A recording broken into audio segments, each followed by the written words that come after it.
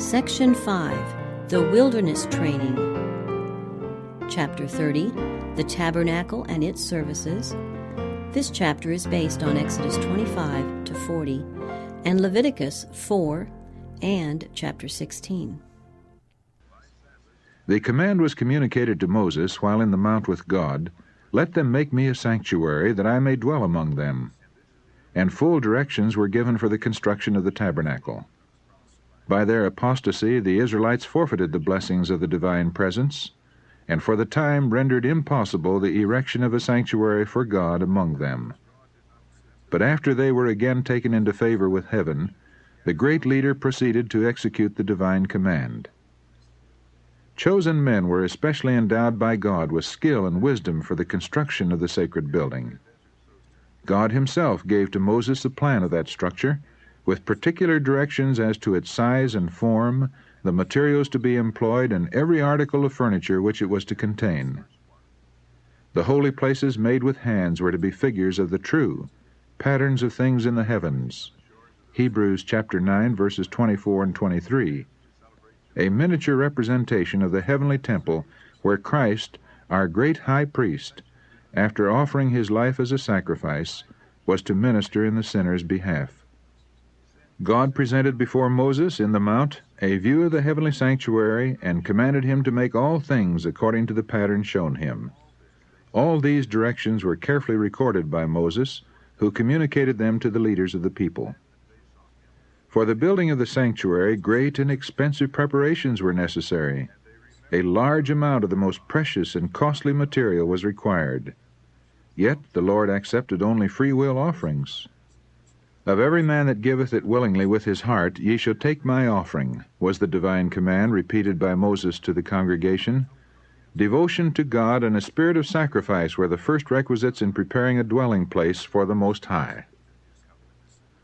All the people responded with one accord.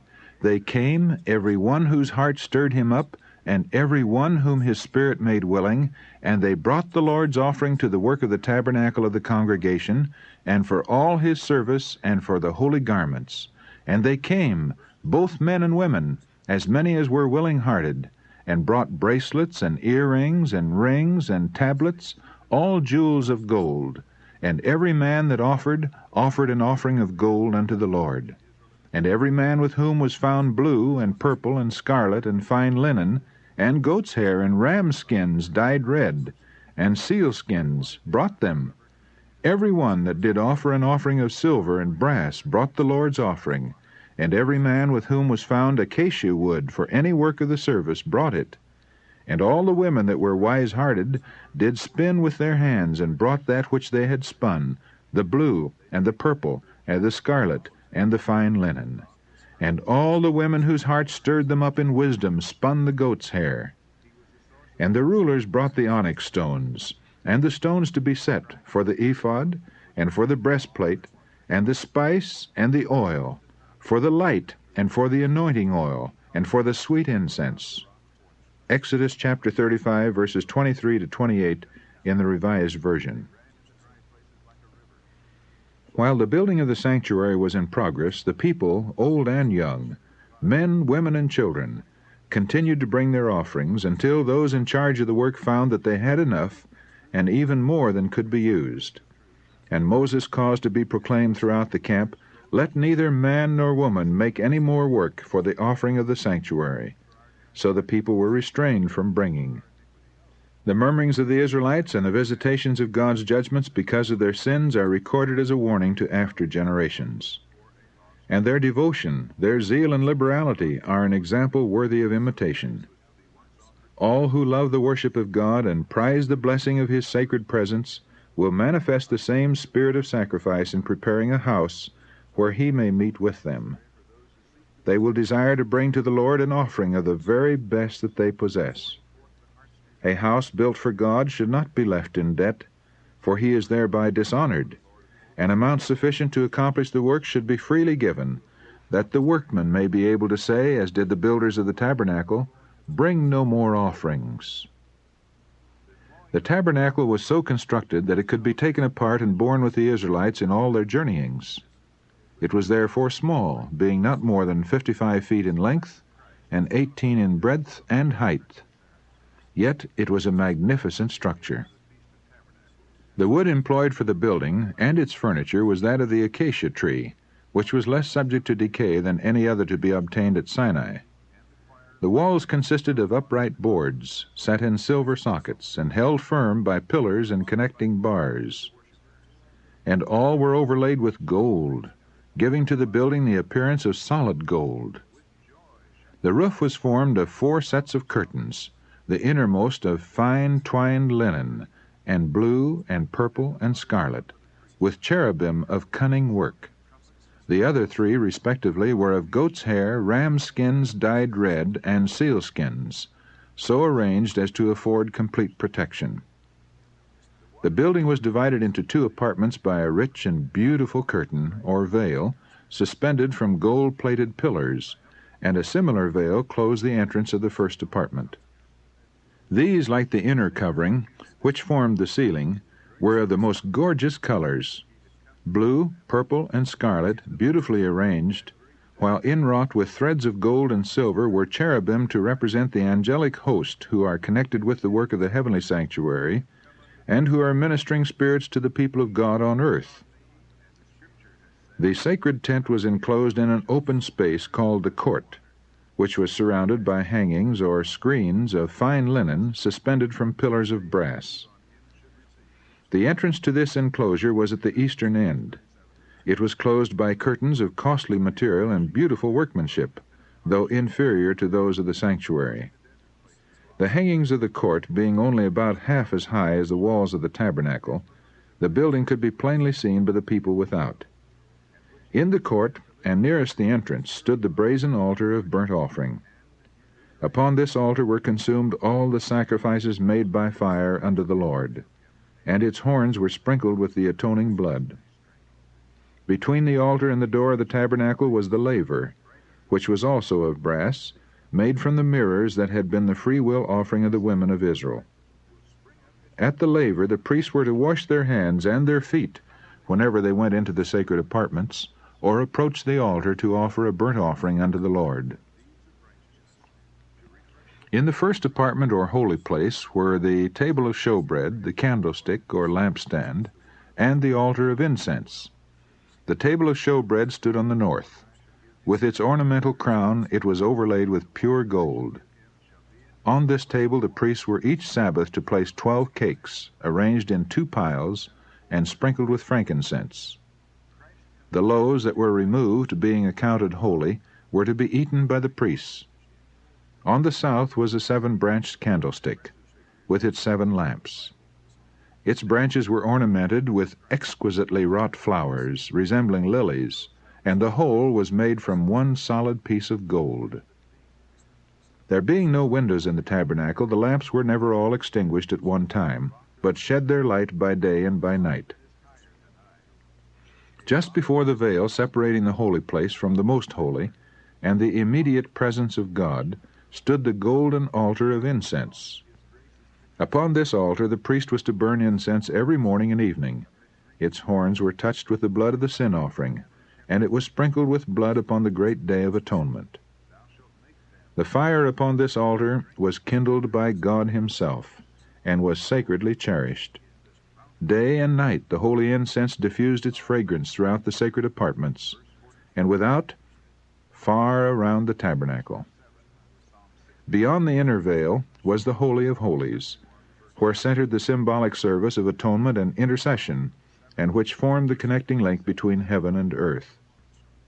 In this apartment was the ark, a chest of acacia wood, overlaid within and without with gold, and having a crown of gold about the top. It was made as a depository for the tables of stone upon which God himself had inscribed the 10 Commandments. Hence it was called the Ark of God's Testament, or the Ark of the Covenant, since the 10 Commandments were the basis of the covenant made between God and Israel. The cover of the sacred chest was called the mercy seat. This was wrought of one solid piece of gold, and was surmounted by golden cherubim, one standing on each end. One wing of each angel was stretched forth on high, while the other was folded over the body. See Ezekiel chapter 1, verse 11, in token of reverence and humility. The position of the cherubim, with their faces turned toward each other, and looking reverently downward toward the ark, represented the reverence with which the heavenly host regard the law of God and their interest in the plan of redemption. Above the mercy seat was the Shekinah, the manifestation of the divine presence, and from between the cherubim God made known his will. Divine messages were sometimes communicated to the high priest by a voice from the cloud. Sometimes a light fell upon the angel at the right to signify approval or acceptance, or a shadow or cloud rested upon the one at the left to reveal disapproval or rejection. The law of God, enshrined within the ark, was the great rule of righteousness and judgment. That law pronounced death upon the transgressor, but above the law was the mercy seat, upon which the presence of God was revealed, and from which, by virtue of the atonement, pardon was granted to the repentant sinner. Thus, in the work of Christ for our redemption, symbolized by the sanctuary service, mercy and truth are met together. Righteousness and peace have kissed each other.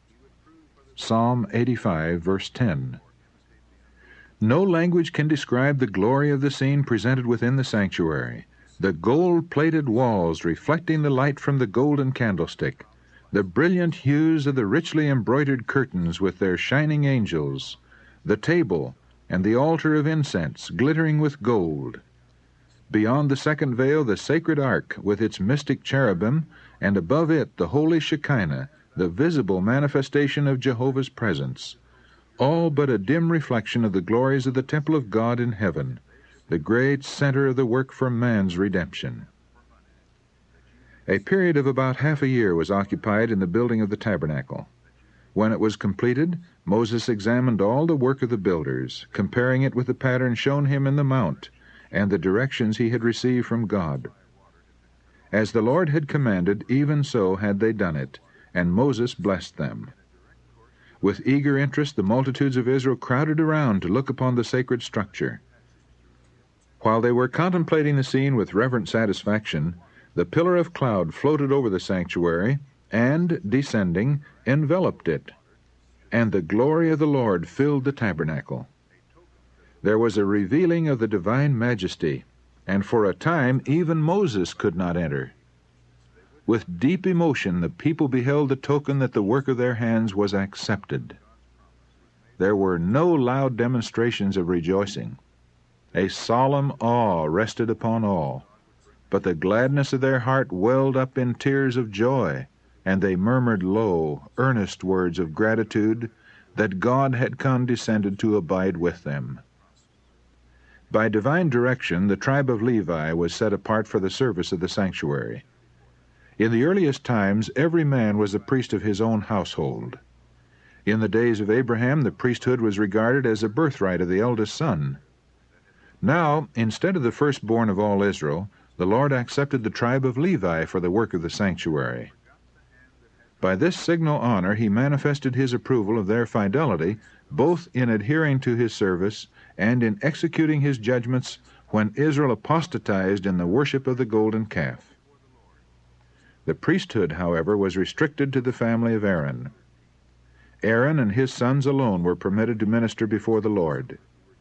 The rest of the tribe were entrusted with the charge of the tabernacle and its furniture, and they were to attend upon the priests in their ministration, but they were not to sacrifice, to burn incense, or to see the holy things till they were covered. In accordance with their office, a special dress was appointed for the priests. Thou shalt make holy garments for Aaron thy brother, for glory and for beauty, was the divine direction to Moses. The robe of the common priest was of white linen and woven in one piece. It extended nearly to the feet, and was confined about the waist by a white linen girdle embroidered in blue, purple, and red. A linen turban or mitre completed his outer costume.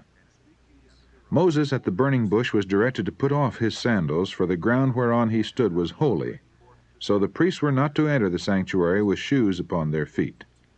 Particles of dust cleaving to them would desecrate the holy place. They were to leave their shoes in the court before entering the sanctuary, and also to wash both their hands and their feet before ministering in the tabernacle or at the altar of burnt offering. Thus was constantly taught the lesson that all defilement must be put away from those who would approach into the presence of God. The garments of the high priest were of costly material and beautiful workmanship, befitting his exalted station. In addition to the linen dress of the common priest, he wore a robe of blue, also woven in one piece. Around the skirt it was ornamented with golden bells and pomegranates of blue, purple, and scarlet. Outside of this was the ephod, a short garment of gold, blue, purple, scarlet, and white. It was confined by a girdle of the same colors, beautifully wrought. The ephod was sleeveless, and on its gold-embroidered shoulder pieces were set 2 onyx stones, bearing the names of the 12 tribes of Israel. Over the ephod was the breastplate, the most sacred of the priestly vestments. This was of the same material as the ephod. It was in the form of a square measuring a span, and was suspended from the shoulders by a cord of blue from golden rings. The border was formed of a variety of precious stones, the same that formed the 12 foundations of the city of God. Within the border were 12 stones set in gold, arranged in rows of 4, and, like those in the shoulder pieces, engraved with the names of the tribes. The Lord's direction was, Aaron shall bear the names of the children of Israel in the breastplate of judgment upon his heart, when he goeth in unto the holy place, for a memorial before the Lord continually. Exodus chapter 28, verse 29. So Christ, the great high priest, pleading his blood before the Father in the sinner's behalf, bears upon his heart the name of every repentant, believing soul. Says the psalmist, I am poor and needy, yet the Lord thinketh upon me. Psalm 40, verse 17. At the right and left of the breastplate were 2 large stones of great brilliancy. These were known as the Urim and Thummim. By them the will of God was made known through the high priest. When questions were brought for decision before the Lord, a halo of light encircling the precious stone at the right was a token of the divine consent or approval, while a cloud shadowing the stone at the left was an evidence of denial or disapprobation. The mitre of the high priest consisted of the white linen turban, having attached to it by a lace of blue a gold plate bearing the inscription, Holiness to Jehovah. Everything connected with the apparel and deportment of the priest was to be such as to impress the beholder with a sense of the holiness of God, the sacredness of his worship, and the purity required of those who came into his presence. Not only the sanctuary itself, but the ministration of the priests was to serve unto the example and shadow of heavenly things. Hebrews chapter 8, verse 5. Thus it was of great importance, and the Lord through Moses gave the most definite and explicit instruction concerning every point of this typical service. The administration of the sanctuary consisted of 2 divisions, a daily and a yearly service. The daily service was performed at the altar of burnt offering in the court of the tabernacle and in the holy place, while the yearly service was in the most holy. No mortal eye but that of the high priest was to look upon the inner apartment of the sanctuary. Only once a year could the priest enter there, and that after the most careful and solemn preparation. With trembling he went in before God, and the people in reverent silence awaited his return, their hearts uplifted in earnest prayer for the divine blessing. Before the mercy seat the high priest made the atonement for Israel, and in the cloud of glory God met with him. His stay here, beyond the accustomed time, filled them with fear, lest because of their sins or his own, he had been slain by the glory of the Lord. The daily service consisted of the morning and evening burnt offering, the offering of sweet incense on the golden altar, and the special offerings for individual sins. And there were also offerings for Sabbaths, new moons, and special feasts. Every morning and evening a lamb of a year old was burned upon the altar, with its appropriate meat offering, thus symbolizing the daily consecration of the nation to Jehovah, and their constant dependence upon the atoning blood of Christ. God expressly directed that every offering presented for the service of the sanctuary should be without blemish. Exodus chapter 12, verse 5. The priests were to examine all animals brought as a sacrifice, and were to reject every one in which a defect was discovered. Only an offering without blemish could be a symbol of His perfect purity, who was to offer Himself as a lamb without blemish and without spot. 1 Peter chapter 1, verse 19. The Apostle Paul points to these sacrifices as an illustration of what the followers of Christ are to become. He says, "I beseech you, therefore, brethren, by the mercies of God, that ye present your bodies a living sacrifice, holy, acceptable unto God, which is your reasonable service." Romans chapter 12, verse 1. We are to give ourselves to the service of God, and we should seek to make the offering as nearly perfect as possible. God will not be pleased with anything less than the best we can offer. Those who love Him with all the heart will desire to give Him the best service of the life, and they will be constantly seeking to bring every power of their being into harmony with the laws that will promote their ability to do His will. In the offering of incense, the priest was brought more directly into the presence of God than in any other act of the daily ministration. As the inner veil of the sanctuary did not extend to the top of the building, the glory of God, which was manifested above the mercy seat, was partially visible from the first apartment.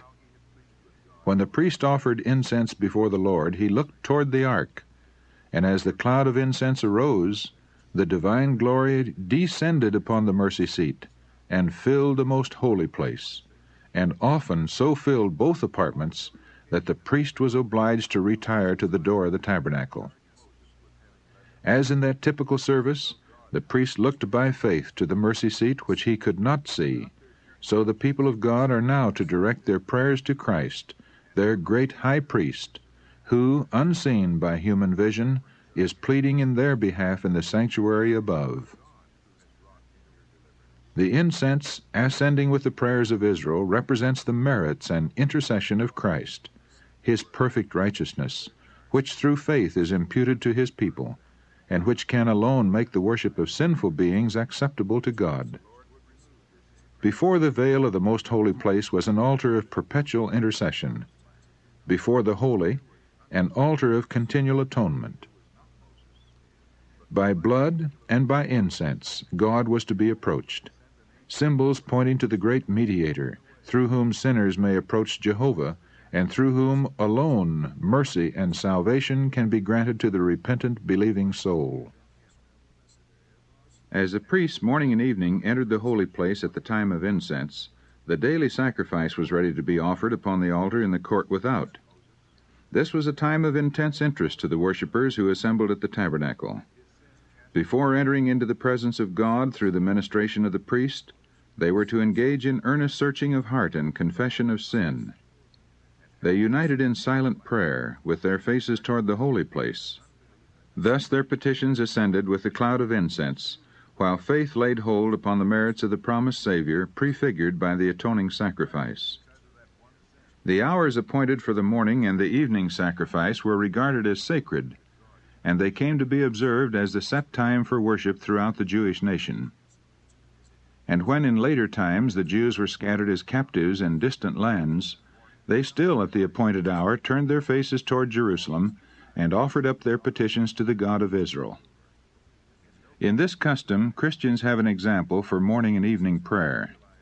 While God condemns a mere round of ceremonies, without the spirit of worship, He looks with great pleasure upon those who love Him, bowing morning and evening to seek pardon for sins committed, and to present their requests for needed blessings. The showbread was kept ever before the Lord as a perpetual offering. Thus it was a part of the daily sacrifice. It was called showbread, or bread of the presence, because it was ever before the face of the Lord. It was an acknowledgment of man's dependence upon God for both temporal and spiritual food, and that it is received only through the mediation of Christ. God had fed Israel in the wilderness with bread from heaven, and they were still dependent upon His bounty, both for temporal food and spiritual blessings. Both the manna and the showbread pointed to Christ, the living bread, who is ever in the presence of God for us. He himself said, "I am the living bread which came down from heaven." John chapter 6, verses 48 to 51. Frankincense was placed upon the loaves. When the bread was removed every Sabbath to be replaced by fresh loaves, the frankincense was burned upon the altar as a memorial before God. The most important part of the daily ministration was the service performed in behalf of individuals. The repentant sinner brought his offering to the door of the tabernacle, and, placing his hand upon the victim's head, confessed his sins, thus in figure transferring them from himself to the innocent sacrifice. By his own hand the animal was then slain, and the blood was carried by the priest into the holy place, and sprinkled before the veil, behind which was the ark containing the law that the sinner had transgressed. By this ceremony the sin was, through the blood, transferred in figure to the sanctuary. In some cases the blood was not taken into the holy place, but the flesh was then to be eaten by the priest, as Moses directed the sons of Aaron, saying, "God hath given it you to bear the iniquity of the congregation." Leviticus chapter 10, verse 17. Both ceremonies alike symbolized the transfer of the sin from the penitent to the sanctuary. Such was the work that went on day by day throughout the year. The sins of Israel being thus transferred to the sanctuary, the holy places were defiled, and a special work became necessary for the removal of the sins. God commanded that an atonement be made for each of the sacred apartments, as for the altar, to cleanse it, and hallow it from the uncleanness of the children of Israel. Leviticus chapter 16, verse 19. Once a year, on the great day of atonement, the priest entered the most holy place for the cleansing of the sanctuary. The work there performed completed the yearly round of ministration. On the Day of Atonement, 2 kids of the goats were brought to the door of the tabernacle, and lots were cast upon them, one lot for the Lord, and the other lot for the scapegoat. The goat upon which the first lot fell was to be slain as a sin offering for the people, and the priest was to bring his blood within the veil and sprinkle it upon the mercy seat. And he shall make an atonement for the holy place, because of the uncleanness of the children of Israel, and because of their transgressions in all their sins. And so shall he do for the tabernacle of the congregation that remaineth among them in the midst of their uncleanness. And Aaron shall lay both his hands upon the head of the live goat, and confess over him all the iniquities of the children of Israel, and all their transgressions in all their sins, putting them upon the head of the goat, and shall send him away by the hand of a fit man into the wilderness.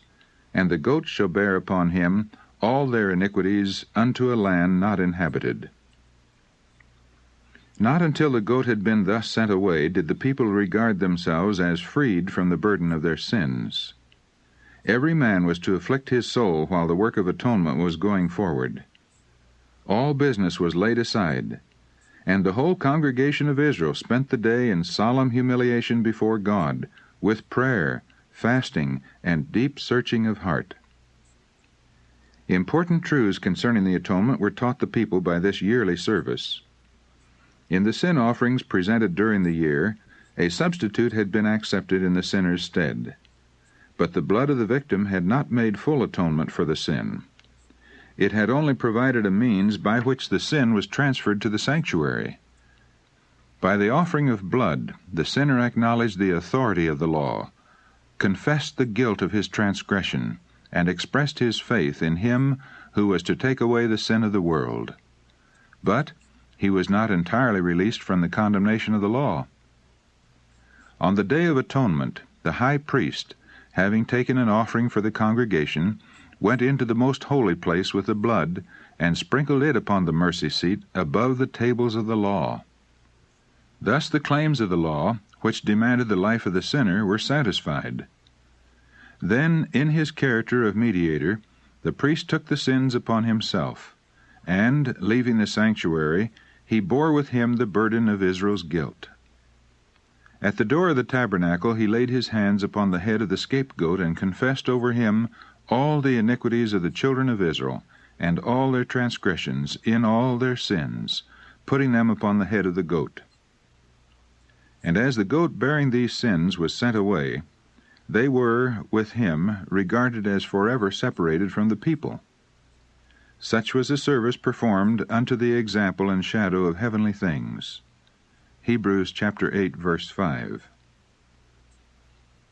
As has been stated, the earthly sanctuary was built by Moses according to the pattern shown him in the mount.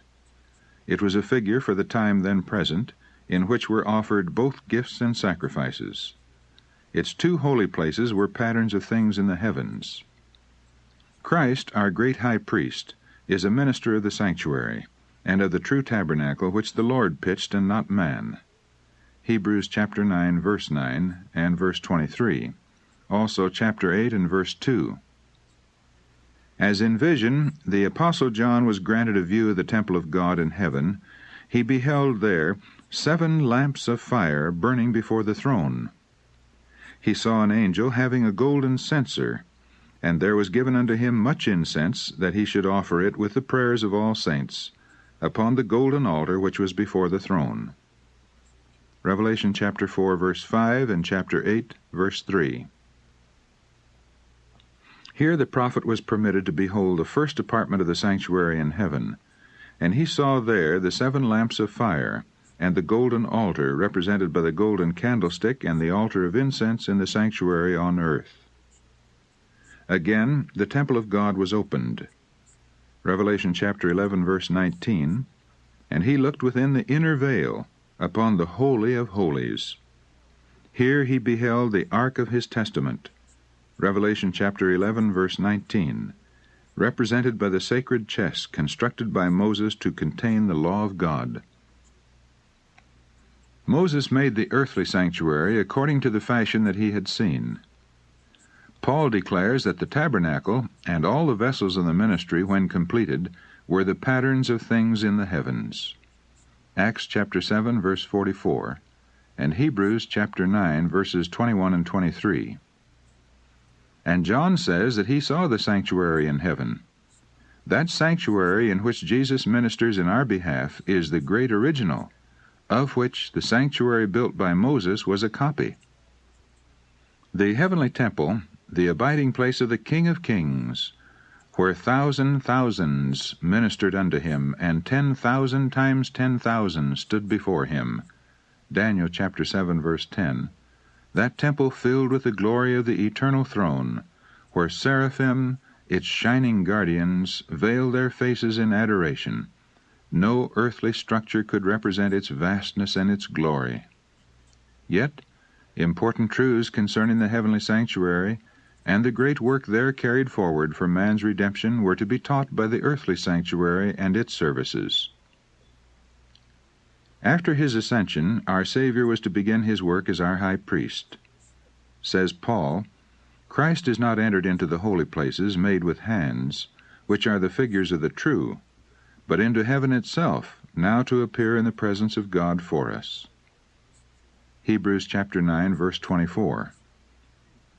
As Christ's ministration was to consist of 2 great divisions, each occupying a period of time and having a distinctive place in the heavenly sanctuary, so the typical ministration consisted of 2 divisions, the daily and the yearly service, and to each a department of the tabernacle was devoted. As Christ at his ascension appeared in the presence of God to plead his blood in behalf of penitent believers, so the priest in the daily ministration sprinkled the blood of the sacrifice in the holy place in the sinner's behalf. The blood of Christ, while it was to release the repentant sinner from the condemnation of the law, was not to cancel the sin. It would stand on record in the sanctuary until the final atonement. So, in the type, the blood of the sin offering removed the sin from the penitent, but it rested in the sanctuary until the day of atonement. In the great day of final award, the dead are to be judged out of those things which were written in the books according to their works. Revelation chapter 20, verse 12. Then, by virtue of the atoning blood of Christ, the sins of all the truly penitent will be blotted from the books of heaven. Thus the sanctuary will be freed, or cleansed, from the record of sin. In the type, this great work of atonement or blotting out of sins was represented by the services of the Day of Atonement, the cleansing of the earthly sanctuary, which was accomplished by the removal, by virtue of the blood of the sin offering, of the sins by which it had been polluted. As in the final atonement of the sins of the truly penitent are to be blotted from the records of heaven, no more to be remembered or come into mind, so in the type they were borne away into the wilderness, forever separated from the congregation. Since Satan is the originator of sin, the direct instigator of all the sins that caused the death of the Son of God, justice demands that Satan shall suffer the final punishment. Christ's work for the redemption of men and the purification of the universe from sin will be closed by the removal of sin from the heavenly sanctuary and the placing of these sins upon Satan, who will bear the final penalty.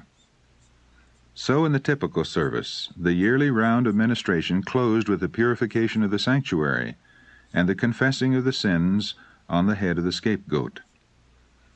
Thus in the ministration of the tabernacle and of the temple that afterward took its place, the people were taught each day the great truths relative to Christ's death and ministration, and once each year their minds were carried forward to the closing events of the great controversy between Christ and Satan, the final purification of the universe from sin and sinners.